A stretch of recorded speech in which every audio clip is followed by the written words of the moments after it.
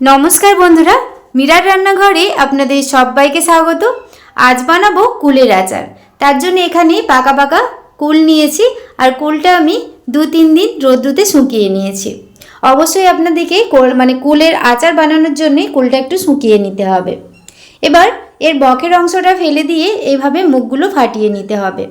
प्रत्येकटा कुलेर मुखगुलो एइभाবে आमि फाटिये निচ্ছি। এইভাবে মুখ ফাটাতে গেলে অনেক সময় বীজ বেরিয়ে পড়ে, তার জন্য এইভাবে আপনারা অল্প করে দু হাত দিয়ে এইভাবে অল্প করে করে ফাটিয়ে নিতে পারেন। সব কুলগুলো একইভাবে আমি ফাটিয়ে নিচ্ছি। পুরো রেসিপিটি আপনারা দেখতে থাকুন। রেসিপিটা বানানো যেমন সহজ আর এটা বানিয়ে সারা বছর স্টোর করে রাখতে পারবেন। এখানে আমি শুকনো কড়াই মশলা ভেজে নেব। তার জন্য এখানে নিয়েছি ধনে, গোটা মৌরি আর নিয়েছি গোটা জিরে और झालेर जोन्नो 3टे शुकनो लंका निये मीडियम आँचे एटा नाड़ाचाड़ा करे भाजा करे नेब। एटा आमार भाजा हये गेछे और एटा आमि तुले एकटु ठंडा करे गुड़िये नेब। एबार ओई एकई कड़ाइयेर मध्य दिये देब तेल। एटा आमि सर्षेर तेल दिচ্ছি। अवश्यई आपनारा सर्षेर तेलेई आचारटा करार चेष्टा करबेन। दिये दिलाम शुकनो लंका। এই সময় আপনারা দুটো তেজপাতাও দিতে পারেন। এবার একটু নাড়াচাড়া করে লঙ্কাটা আমি ভেজে নিলাম। তারপর দিয়ে দেব কুলটা দিয়ে গ্যাসের ফ্লেমটা মিডিয়াম করে এটা নাড়াচাড়া করে হালকা করে ভেজে নিতে হবে। বেশি হাই ফ্লেমে করব না, যেহেতু শুকনো কুলগুলো ঝট করে কিন্তু কড়ার তলায় লেগে যেতে পারে। তার জন্য মিডিয়াম আঁচে কয়েকবার নাড়াচাড়া করে ভেজে নিতে হবে। একটু সাবধানতার জন্য দেখুন কয়েকটা কুল কিন্তু আমার কড়ায় তলায় লেগে গেছিল।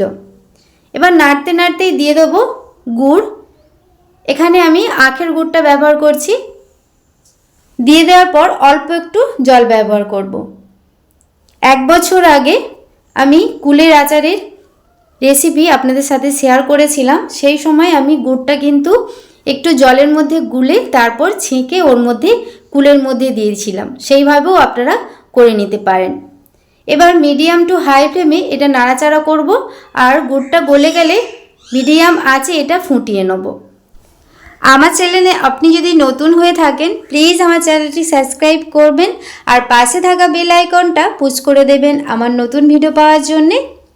নাড়তে নাড়তেই দিয়ে দেবো স্বাদমতো লবণ আর একটু লঙ্কা গুঁড়ো। লঙ্কা গুঁড়োটা অপশনাল, আপনারা দিতেও পারেন নাও দিতে পারেন। আবারও এটা ভালো করে মিশিয়ে নিচ্ছি আর মিডিয়াম আঁচে একটু সময় ধরে ফুটিয়ে নিচ্ছি। ফেসবুক পেজ থেকে যদি আপনারা দেখে থাকেন প্লিজ আমার ফেসবুক পেজটা ফলো করে পাশে থাকবেন। নাড়তে নাড়তেই দেখুন অনেকটা কিন্তু এখনও জল আছে। এটাকেও ফুটিয়ে কিন্তু জলটা একটু ঘন করে নিতে হবে। যখন এটা আঠালো অবস্থায় চলে আসবে এই সময় দিয়ে দেবো সেই মশলাটা যেটা আমি ভেজে গুঁড়িয়ে নিয়েছিলাম। মশলাটা দিয়ে দেওয়ার পর আবারও মিডিয়াম আঁচে 5 মিনিটের মতো ফুটিয়ে নেব। এটা আমার হয়ে এসেছে। দেখুন নাড়াচাড়া করছি, দেখেই বুঝতে পারছেন অনেকটাই আঠালো হয়ে গেছে। এটা যখন পুরোপুরি ঠান্ডা হবে এটা কিন্তু আরও ঘন হয়ে যাবে। এই সময় গ্যাসের ফ্লেমটা আমি অফ করে দেব। পুরোপুরি ঠান্ডা হয়ে যাওয়ার পর তারপর আপনাদের দিকে দেখাচ্ছি। দেখুন কত সুন্দর হয়েছে। এটা যখন পুরোপুরি ঠান্ডা হয়ে যাবে বেশ অনেকটাই ঘন হয়ে যাবে। বাইরের ওয়েদারটা খুবই খারাপ, মেঘ উঠেছে প্রচণ্ড পরিমাণে বৃষ্টি, তার জন্যে আলোটাও একটু কম। পুরোপুরি ঠান্ডা হয়ে যাওয়ার পর একটা পাত্রের মধ্যে নিয়ে দেখাচ্ছি। দেখুন কতটা ঘন হয়ে গেছে আর কতটা আঠালো হয়েছে। এই রকম কিন্তু আচারটা বানিয়ে নিলে খেতে দারুণ টেস্টি হয়। কোনো কৌটোর মধ্যে রেখে মানে কাঁচের জারের মধ্যে রেখে 1 থেকে 2 বছর স্টোর করে রাখতে পারবেন। তবে মাঝে মধ্যে একটু রোদ্রুতে দিয়ে দেবেন।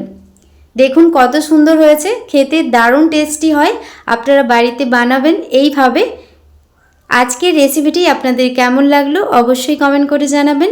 রেসিপিটি ভালো লেগে থাকলে প্লিজ একটি লাইক কমেন্ট শেয়ার করবেন। সবাই ভালো থাকবেন, সুস্থ থাকবেন। ধন্যবাদ।